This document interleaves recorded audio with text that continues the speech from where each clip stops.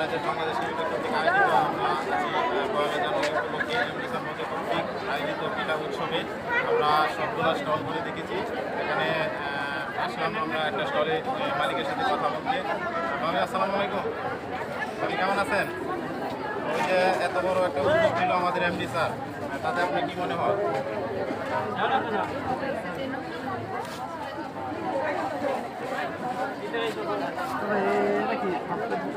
আচ্ছা, আপনাদের এখানে তো পিঠা কত আইটেমের পিঠা আনেছিলেন? 11টা আইটেম। তার মধ্যে সবচেয়ে বেশি যে পিঠা খেয়েছে কোনগুলো? আচ্ছা, ঠিক আছে।